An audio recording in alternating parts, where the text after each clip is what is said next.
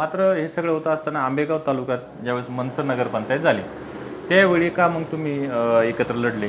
त्यावेळी जर वेगळे लढले असते तर कदाचित भारतीय जनता पार्टीचा तिथं नगराध्यक्षही झाला असता. तुम्ही तिथं तुमच्याकडे उमेदवार आहेत असं सक्षम होता संजय थोरात सारखा. हा तालुक्यातून विचारला जाणारा प्रश्न आहे. हा मी विचारतो एवढंच नाही, पण या तालुक्याला या गोष्टीचं उत्तर तुमच्याकडून पाहिजे. याच्यावर काय उत्तर देणार तुम्ही? आता हे मी तुम्हाला पहिल्याच मुद्द्यामध्ये सांगितलं, भारतीय जनता पार्टी ही प्रदेशातून किंवा जिल्हा कोर कमिटी हा निर्णय घेत असते निवडणूक लढवायची कशी, युतीत लढवायची, सोबळ लढवायची. मागच्या वेळेस कार्यकर्त्यांनी सुद्धा आग्रह धरला होता का आपल्याला कोणासोबत तरी जावं लागेल, कारण 17,000 मतदानात ही निवडणूक होती फक्त. किती आज जी निवडणूक लढतोय ती जवळजवळ 2.5 लाखाची निवडणूक आहे. 2.5 लाख लोकांना मतदानाचा हक्क बजावायचा आहे आणि नगरपंचायतीमध्ये 17,000 लोकांना मतदानाचा हक्क बजावायचा होता. छोटी आणि मर्यादित मतदानाची आकडेवारी संख्येवारी होती.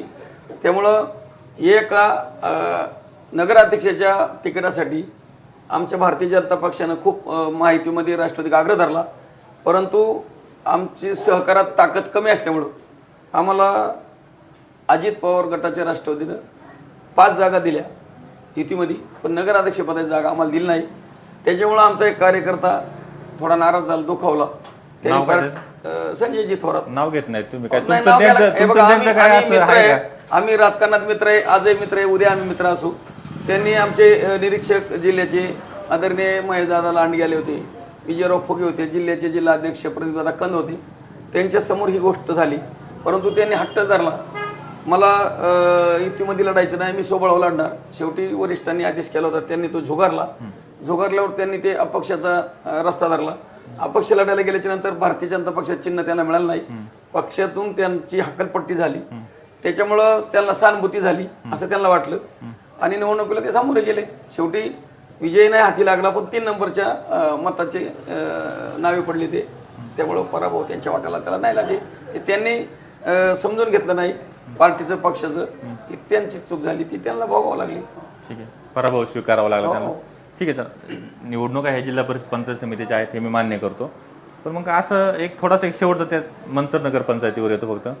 मग 3 नंबरला पडलेली जी मते होती 32-33 दरम्यान काहीतरी पडली होती ती, मग ती कोणती होती? त्यांची वैयक्तिक होती का भारतीय जनता पार्टीची मतं होती? हे बघा, त्यांनी जे काही दिवस ज्या केंद्राच्या योजना आहेत, सर्वसामान्य समजा आयुष्यमान भारत हे ते जनकल्याणच्या बऱ्याच योजना आहेत. त्याच्यामध्ये महाराष्ट्र राज्याच्या काही फडणवीस साहेबांनी योजना काढल्या. ह्या योजनेचा लाभ त्यांनी गोरगरीब जनतेला मिळवून दिला. त्यांनी ती जाण ठेवली. मिळवून दिलंय कोणी? संजयभाऊ थोरातनी.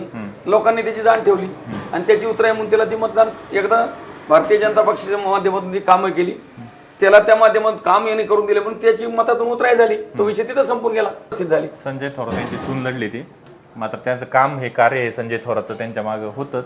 मात्र जर तर सोडून तुमचं मन काय सांगते, झाला असता का नगराध्यक्ष, झाला असता का भारतीय जनता पार्टीचा? आता बघा, झाला असता का? मी सुद्धा आमदारकीला उभा राहिलो होतो. मला सुद्धा विचारलं तुम्ही पत्रकारांनी, जयशिंगराव तुम्ही निवडून येणार का? मला 100% येणार. मी काय येणार नाही? शेवटी नाही आलो. जनतेच्या हातातला खेळ तो आत्मसमाधान करायचं असं, स्वतः समाधान करायचं असं, आमचं संजय थोरात 100% मग अध्यक्ष झाले असते. मग का नाही होणार? मानसिक समाधान करायला काय हरकत आहे आपलं स्वतःच. चला, हे झालं विषय. आता आपण सध्याच्या वर्तमानात हा झाला भूतकाळ.